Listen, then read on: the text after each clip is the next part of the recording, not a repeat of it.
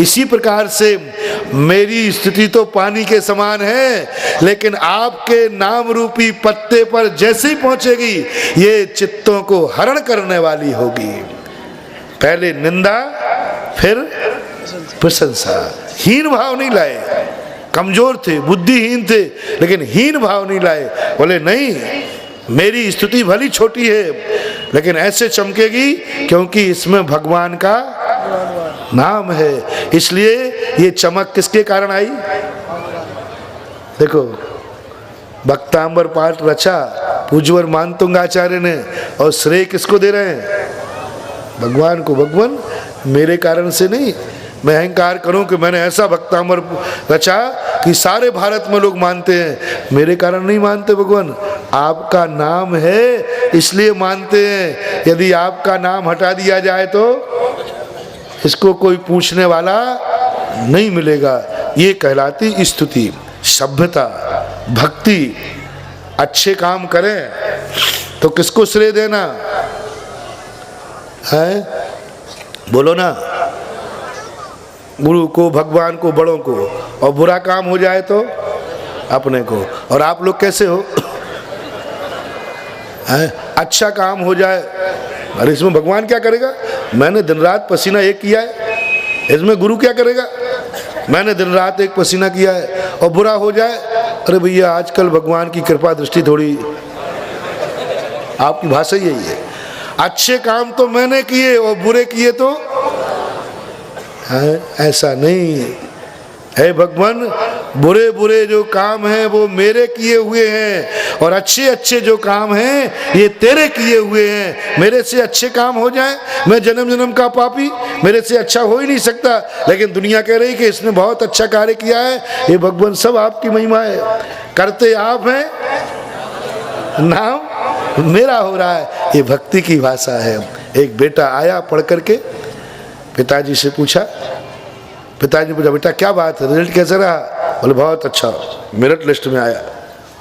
बोले बेटा इतना अच्छा पढ़ गया तू, बड़ी मेहनत की? बोले नहीं पिताजी, ये तो सब आपकी कृपा है, आपकी कृपा है, आपकी महिमा है। मैंने कुछ नहीं किया, मैं बुद्धिहीन, मैं इतनी अकल कहाँ की जो मैं इतने नंबर लाता, मेरे में अकल कहाँ की मैं किताब पढ़ लेता। ये तो सब पिताजी आपकी महिमा है, सब पिताजी आपकी महिमा। और पिताजी थे अंगूठा छाप है। पिता कैसे थे? मम्मी कैसी थी? राउडी देवी। और पापा कैसे थे? लालू।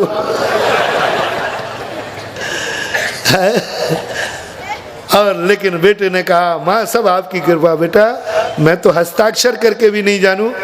बोले माँ आप जानो या नहीं जानो, लेकिन मुझे विश्वास है जो कुछ भी मैंने सफलता पाई है वो सब आपके कारण से ही पाई है।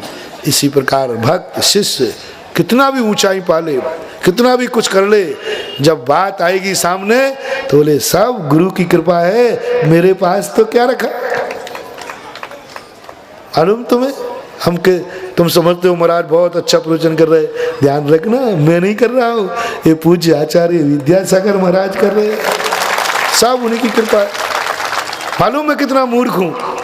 ओह महाराज पर 4 महीने से कौन बोला था? आचार्य जी बोल रहे थे तुम पागल हो मूर्ख जो मान रहे थे। कौन प्रवचन कर रहा है? बोलो ना तुम, यही तो तुम्हारा अंधापन है। आंखों का ऑपरेशन कराओ रे भैया। तुम बोल रहे हो 4 महीने से सुधा सागर प्रवचन कर रहा, यही मूर्खता है। अब तो भक्तांबर में आंखें खोल लो, 4 महीने से पूज्य गुरुदेव प्रवचन कर रहे हैं, मैं तो सुन रहा था, तुम्हारे जैसा मैं भी श्रोता था। बहुत बड़ी बात, बहुत बड़ी बात। इतना मूर्ख था, इतना मूर्ख था कि दीक्षा ले ली और गुणस्थान का पता नहीं था। बताओ, दीक्षा ले ली, आचार्य गुणस्थान गुणान करते थे, हम लोग करते क्या बोला, हटा में थे, हटा में। भाई जी आप बार बार गुणस्थान गुणस्थान करते हो, ये क्या भला है? आचार्य ने कहा देखो दीक्षा तो ली और गुणस्थान का, इतने मूर्ख थे। अब आप कल्पना करो ऐसे मूर्ख शिष्य के लिए पढ़ाने के लिए आचार्य श्री ने कितनी मेहनत की होगी, कितनी मेहनत की होगी, आप कल्पना कर सकते हैं। 7-7 घंटे पढ़ाते थे दिन भर में आचार्य श्री शुरू में हम लोगों को। तब कहीं इस खोपड़िया में थोड़ी बहुत अकल आई है। हाँ, और हम कहें ये मेरा ज्ञान, मेरा ज्ञान। इतना मूर्ख व्यक्ति जो हो उसको पढ़ाना कितना कठिन है। आचार्य श्री 7 सवेरे आचार्य भक्ति के बाद पढ़ाते थे, 9 बजे तक एकदम पढ़ाई चलती थी सवेरे। फिर शौच आदि को गए, हार को उठे, सामायिक की 1:30 बजे से फिर क्लास 4:30 बजे। इतना आचार्य श्री ने पढ़ाया, मैं तो कहता हूँ अनंत अनंत भवों तक भी इनका उपकार चुकाया जाए तो भी नहीं है। आज जो कुछ भी हूँ पूज्यवर आचार्य विद्यासागर महाराज के कारण है। इतनी मेहनत, कुछ नहीं आता। मालूम कितने उजड्डी थे, आचार्य श्री ने ठिकाने लगा दिया। एक महाराज आए तो महाराज से हमने कहा, बोले महाराज ये कौन सा धर्म है जो अपनी रोटियां छोड़ के दूसरों के घरों में खाते हो। महाराज लोग कहाँ हार करते बताओ, कमा नहीं पाए, घर की रोटियां क्यों नहीं, कम से कम ये कोई धर्म है क्या। अपनी रोटियां तो छुड़ा दो, अपना घर बार तो छुड़ा दो, अपनी कमाई तो बंद करा दो, और दूसरे की कमाई पर, अपनी कमाई तो है, कमाई अपनी नहीं, रोटी अपनी नहीं, और खाने बैठे तो दोनों हाथ से। ये कोई धर्म है क्या। अरे सही धर्म तो वो है जो स्वयं कमावे, स्वयं बनावे, स्वयं खावे। हैं, खून पसीने की मिलेगी तो खाएंगे, नहीं तो यारो हम भूखे ही सो जाएंगे। वो है धर्म सही। अब बताओ, ऐसी उल्टी खोपड़ी जिनकी हो, उनकी सीधी खोपड़ी करने वाला गुरु कोई साधारण नहीं होगा। इतनी उल्टी खोपड़ी को सीधे करना कितनी मेहनत की होगी, कितनी मेहनत की होगी, बहुत मेहनत की। और करीबन 6-7 साल तक, 8 साल तक आचार्य श्री ने क्या पढ़ाया, क्या अध्ययन बढ़ाया। खोपड़ी के तो क्या, अब खोपड़ी बदली नहीं है, अब तो खोपड़ी में तेल भी आ गया है। लेकिन ये आचार्य श्री की महिमा ऐसी, इसलिए सदा ध्यान रखना, अच्छे जब कार्य हो तब कभी भी हो बड़ों का श्रेय देना, और बुरा कार्य हो जाए तो उस बच्चे ने किसको श्रेय दे दिया, माँ बाप को। दूसरा बच्चा था एक और, वो जबलपुर का था।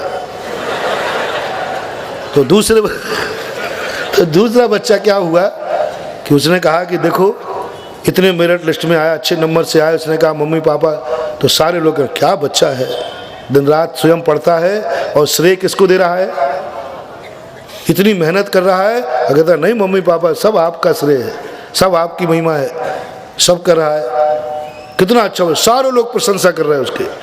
माँ बाप की आंखों में भी आंसू आ गए कि बेटा मैंने तो तुझे कुछ भी नहीं पढ़ाया, मैं तो अंगूठा छाप हूँ, फिर भी तू कह रहा है। उनको भी बड़ा गर्व हुआ है, उनको गर्व हुआ कि अब बेटा कितना ही कमाएगा, अंत में कमाई तो मेरे लिए देगा।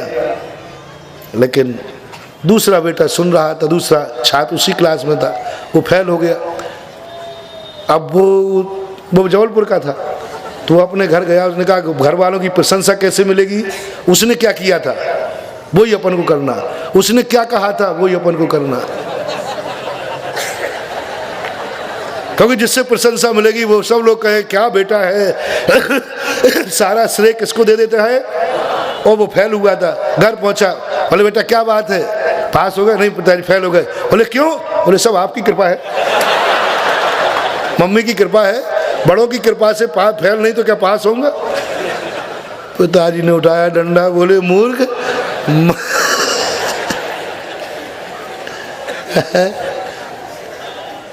बोलो यदि आपका छोकरा कहे तो आप क्या करोगे, बोलो ना।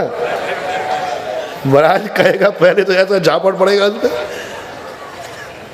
अब नकल उसने गलत की के सही, नकल हुआ की, लेकिन अकल नहीं लगाई कि अच्छा कार्य बड़ों पर सौंपा जाता है और बुरे कार्य का श्रेय अपने पर लिया जाता है। यही पूज्यपाद स्वामी पूज्यवर कह रहे हैं, मेरे कारण से भक्तांबर पाठ प्रभावित नहीं हुआ, किनके कारण हुआ, आपके तव प्रभावात, यानी कहने का अर्थ ये है कि हे भगवान, हे नाथ, आपका जो स्तवन मेरे द्वारा यह स्तवन किया जा रहा है, यह तनुबुद्धि वाला यानी अल्प बुद्धिमान के द्वारा, अल्प बुद्धिमान मेरे द्वारा, ऐसा बैठा लो, अल्प बुद्धिमान मेरे द्वारा जो यह स्तवन किया गया है, यह आपके प्रभाव से ऐसे ही चमकेगा जैसे कमलनी के पत्तों पर पानी की बूंद। ये सारांश रूप में अर्थ हुआ आस्थाम तवस्तवन मस्त समस्त दोषम। आस्ताम तवस्तवन मस्त समस्त दोषम।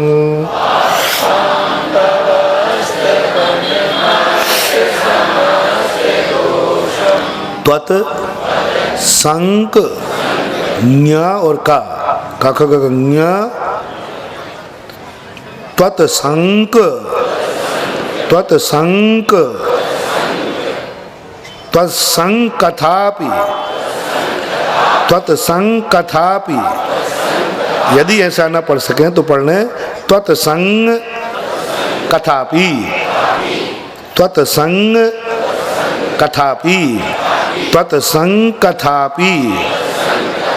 जगताम दुरितानि हन्ति।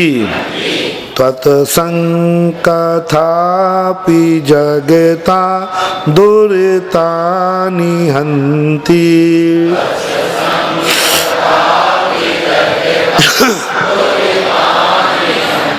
दूरे सहस्र, त्राणी पढ़ना, सहस्त्र नहीं पढ़ना, सहस्र किरणः कुरुते प्रभैव। दूरे सहस्र किरणः कुरुते प्रभैव।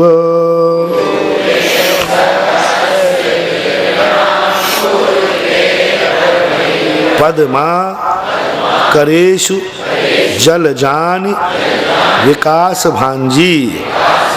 पद्मा करेषु जलजानि विकास भांजी।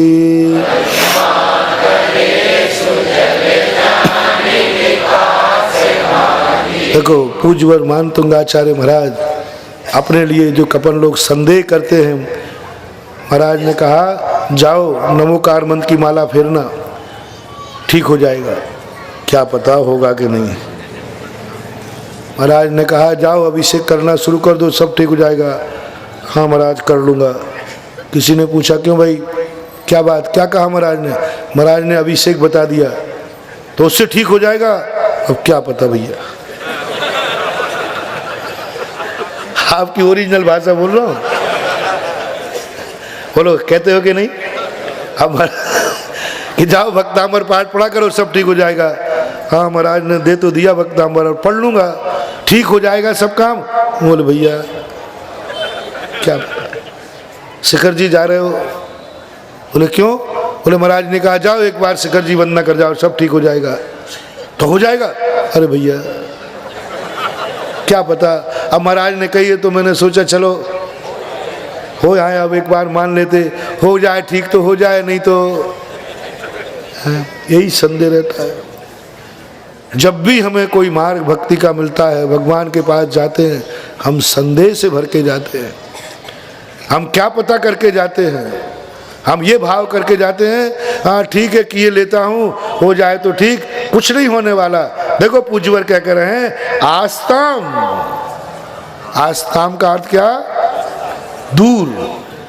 तब संस्तवन, आपका स्तवन करना तो बहुत दूर की बात है। देखो नमोकार मंत्र की माला फेरना तो बहुत दूर की बात है, बहुत दूर की बात है। इसका तो नाम ही आ गया, इतने में ही सारे काम। शिखर जी की वंदना, अरे वो तो बहुत दूर की बात है, शिखर जी का नाम आते ही बहुत बड़ी बात है। ऐसा विश्वास करो। क्या बात पूछ रहे हो? बोले महाराज ने क्या कहा? और नमोकार मंत्र, बोले ठीक हो जाएगा। बोले क्या बात कर रहे हो? नमोकार मंत्र से ठीक नहीं होगा तो दुनिया में कहाँ ठीक होगा? मेरा दावा है, गुरु ने मंत्र दिया है, इससे ठीक होगा ही होगा है।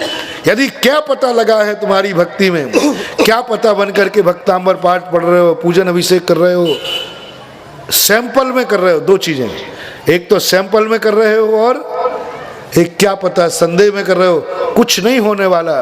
पूज्यवर क्या कह रहे हैं? आस्ताम तब स्तवनम, स्तवनम माँ इधर आ जाएगा, अस्त निकल आएगा, समस्त दोषम। वो स्तवन कैसा है? समस्त दोष जिसमें अस्त हो चुके हैं, समस्त दोषों से रहित आपका जो स्तवन है वो तो बहुत दूर की बात है। तत्संग कथापि, तत्संग यानी आपसे संबंधित, संग का अर्थ क्या लेना यहाँ? संग यानी साथ नहीं, आपसे संबंधित आपकी कथा यानी आपकी जीवनचर्या, आपके संबंधित जीवनचर्या जो है उसकी कथा करने मात्र से, यानी आपके संबंधित कथा करने यानी चर्चा करने मात्र से जगताम, जगत के दुर्तानि हंती, सारे पाप दूर हो जाते हैं। है ना? देखो भक्तांबर पाठ कितनी महिमा बता दी। ये तो स्तवन है, स्तवन तो बहुत दूर रहा, इससे तो होंगे ही। कहने का अभिप्राय क्या है? जब भगवान से संबंधित जीवनी की कथा करने पर ही पाप कट जाते हैं तो स्तवन तो बहुत दूर की बात है, यानी इससे तो दूर होंगे ही होंगे। ऐसा कथा बहुत बड़ी बात है। तो संग कथापि, कहाँ तुम बात कर रहे हो? तुम्हें विश्वास होना चाहिए कि अरे नमोकार मंत्र की बात कर रहे हो कि नमोकार मंत्र से पाप कटेंगे। अरे नमोकार मंत्र तो छोड़ो, नमोकार मंत्र पर मात्र विश्वास था, उसी पर अंजन चोर के पाप कट गए। तो हम तो नमोकार मंत्र पढ़ रहे हैं, बिना पढ़े मात्र स्मरण किया, मात्र एक बार सुना और भूल गया, उतने मात्र से श्रद्धा मात्र से पाप कर सकते हैं। तो मेरी श्रद्धा ही नहीं है, मेरी तो क्रिया भी हो रही है, ये तो कटेंगे कटेंगे। ये पद जब तक नहीं आएगा आपकी भक्ति में तब तक कोई चमत्कार होने वाला नहीं। पहले तो ये बताओ तुम मंदिर किस विश्वास से आए हो? यदि में वो दृश्य में वो यही है, इसी रूप है, अन्न नहीं है, अन्न रूप नहीं, ये की रास्ता है, इसी से कटेंगे। जैसे ही तुमने विश्वास किया, निशंकित हुए, उसी समय तुम्हारी भक्ति में चमत्कार चालू हो जाएगा। और हम तो 90% लोग प्राय यही कहते पाए जाते हैं, हाँ फिर लेते माला ठीक हो जाएगा। क्या पता, निकाल दो आज से ये बात, या तो फेरो ही मत। सैंपल में कभी देव साध गुरु को मत अजमाना। जिसने कहा एक बार आचार्य जी के दर्शन करा और सब ठीक हो जाएगा, ठीक है, जब दुनिया के दर्शन कर लिए तो चलो महाराज के दर्शन से ठीक हो जाएगा। भैया क्या करें, महाराज ने कहा है तो मन नहीं मानता। सैंपल में कभी आचार्य जी के दर्शन मत करना। ये धर्म की दुकान है, यहाँ सैंपल नहीं लिया जाता, यहाँ डायरेक्ट ऑर्डर दिया जाता है, क्योंकि खोटा माल होता ही नहीं है।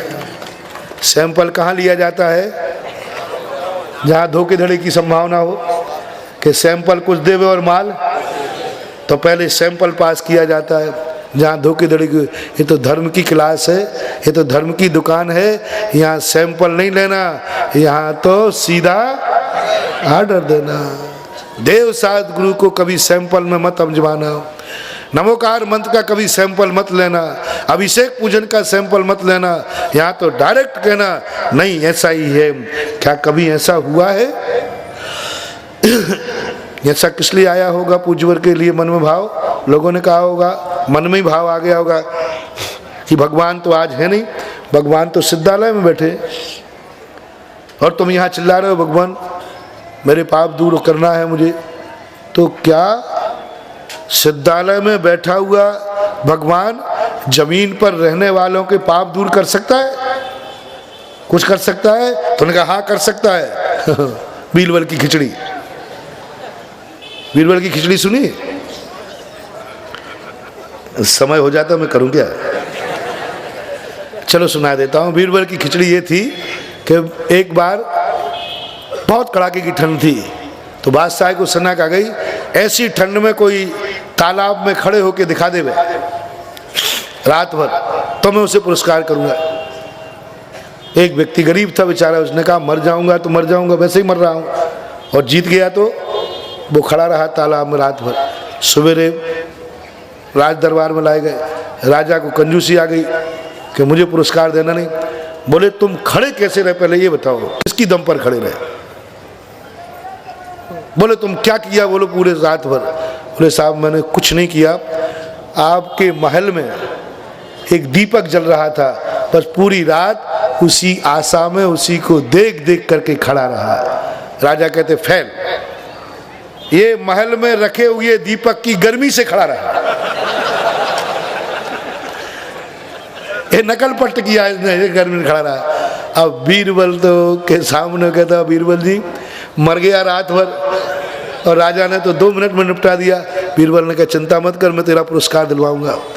तो बीरबल ने क्या किया, राज दरबार राजा साहब जहाँ से घूमने निकलते थे वहाँ पर एक बांस लिया, और बांस पर एक हंडी रखी, बहुत लंबा बांस, और नीचे अग्नि जला रहे, बिल्कुल सिगड़ी छोटी सी, केवला 2-3 गिला। तो बादशाह बीरबल क्या कर रहे हो? बोले साहब खिचड़ी पका रहा हूँ। बोले क्या कर रहे हो? खिचड़ी पका रहा हूँ। बोले खिचड़ी ऐसी पकती क्या? कहा तो वो तवेली, क्या बोलते हो, डेगची, ऊपर तो देखते यहाँ आग है, ऐसा कभी हुआ है? बोले साहब जब महलों में रखे हुए दीपक से तालाब के व्यक्ति को गर्मी आ सकती है, तो यहाँ रखी हुई अग्नि से वहाँ खिचड़ी भी पक सकती है। बादशाह शर्मिंदा हो गए, बोले उसको बुलाओ पुरस्कार दे दे, नहीं तो पता नहीं तू मुझे कहाँ कहाँ बदनाम करेगा। तो ऐसे बीरबल की खिचड़ी है क्या ये, कि सिद्धालय में भगवान बैठे और यहाँ अपन पुकार रहे हैं, कौन से हमारे कार्य हो जाएंगे? तो मानतुंगाचार्य कहते हैं ध्यान रखना, ये भक्ति बीरबल की खिचड़ी नहीं है, ये खिचड़ी वो है, देखो कैसे है, दूरे सहस्र किरण, दूरे यानी दूर, सूर्य कहाँ है? दूर आकाश में, सहस्र किरणा बोलते हैं सूर्य को, 1000 किरणें जिसकी होती हैं। हालांकि जैन दर्शन में 12000 किरणों का वर्णन मिलता है, लेकिन हजारों किरणें मान लेना। कुरुते प्रभैव, वह अपना प्रभाव करता है किस पर? पद्माकरेषु, पद्माकर बोलते तालाब को। तालाब कहाँ है? जमीन पर, और सूरज कहाँ है? आकाश में। फिर भी पद्माकरेषु, पद्माकर में जलजानी, जलजान बोलते हैं जल से उत्पन्न हुई कमल, जल से उत्पन्न हुआ, जलज आनी, जल से, जल में जो उत्पन्न होता है कमल, विकास भांजी, विकास भांजी यानी खिल जाता है, विकास को प्राप्त हो जाता है। किसको देख करके? आकाश में सूर्य है, उसका प्रभाव जमीन पर पड़े हुए तालाब में कमल के ऊपर पड़ गया। हमारा भगवान का संबंध ऐसे ही है जैसे सूरज का और कमल का संबंध है, बस ऐसा संबंध होना चाहिए। हम चाहते हैं सूरज हमारे पास आ जाए और मैं नहीं, ऐसा संबंध। सूरज ने कमल को क्या दिया है जो कमल सूरज पर फिदा है? बोलो। हमने एक कविता लिखी थी बहुत बड़ी, 2-3 पंक्तियां याद है।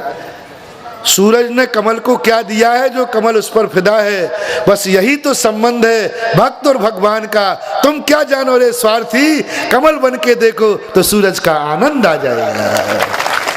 कमल बन के देखो, सूरज का आनंद आ जाएगा। तुम क्या जानो स्वार्थी, तुम्हें तो लेन देन का व्यापार करना है कि सूरज हमें कुछ देवे तब हम उसको कुछ देवे, लेकिन हम वो हैं जो सूरज हमें कुछ भी नहीं देता है, लेकिन हम उस देख देख करके आनंदित हैं कि हमारी दुनिया में कोई ऐसी वस्तु भी है जो सारी दुनिया को प्रकाश दे रही है। कमल की भावना है कि सूर्य इतना प्रकाश दे रहा है, गुण सु प्रमोदम, यानी ज्ञानी व्यक्ति स्वयं गुणवान नहीं होता, अपने गुणों से इतना प्रमोदित नहीं होता जितने कि दूसरों के अंदर गुणों को देख करके प्रमुदित होना। यही तो सम्यक दृष्टि का लक्षण है, गुण सो प्रमोदम। यही तो कमल कह रहा है, भली मुझे उसने कुछ नहीं दिया, मैं भली कुछ भी प्रकाश नहीं दे पा रहा हूं, लेकिन सूर्य के गुणों को देख करके मुझे आनंद आता है कि दुनिया में एक ऐसा निस्वार्थ वस्तु है जो बिना बिल के भी प्रकाश दे रहा है। दुनिया के राजा तो ऐसे हैं कि बिल दे, थोड़ा सा बल्ब जलाओ तुरंत बिल। सूर्य राजा ऐसा है जो बिना बिल के प्रकाश दे रहा है, बिना स्वार्थ के। सूर्य की उपमा क्यों दी? सूर्य कोई बिल नहीं लेता, सूर्य कभी खर्च नहीं होता, सूर्य में यूनिट नहीं बनता। सूर्य प्रकाश दे रहा है इसलिए प्रकाश खत्म हो जाएगा नहीं। ऐसे हमारे भगवान हैं, उनको देख करके हमें ऐसा आनंद आता है, सारी दुनिया को प्रकाश दे रहे हैं। पद्मा करे सुजल जान विकास वांजी। सारांश समझें, हे भगवान, आपका स्तवन समस्त दोषों से रहित, आपका स्तवन तो बहुत दूर रहा। आपसे संबंधित कथा भी जनता के लोगों के, जनता के